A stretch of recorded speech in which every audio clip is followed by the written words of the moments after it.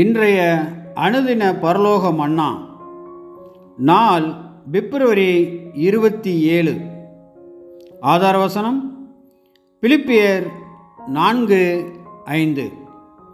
உங்கள் சாந்த குணம் எல்லா மனுஷருக்கும் தெரிந்திருப்பதாக. இதன் ஆவிக்குரிய விளக்கம்: சாந்த குணம் என்று இங்கே மொழிபெயர்க்கப்பட்டுள்ள கிரேக்க பதம் நியாயத்திற்குட்பட்ட ஒரு சிந்தையை காட்டக்கூடியதாகவும், எந்த ஒரு காரியத்திலும் நம் உரிமையை அதிகமாக வற்புறுத்தாமலும் இருக்கக்கூடிய நிலையை காட்டக்கூடியதாகவும் உள்ளது.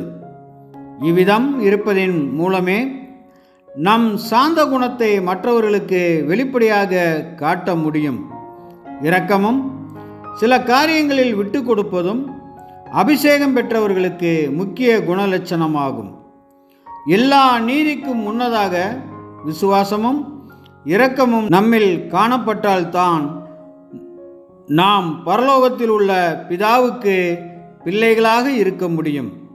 ஏனென்றால் நம் பிதா நன்றியில்லாதவர்கள் மேலும் அன்பும் இரக்கமுள்ளவராக இருக்கிறார்.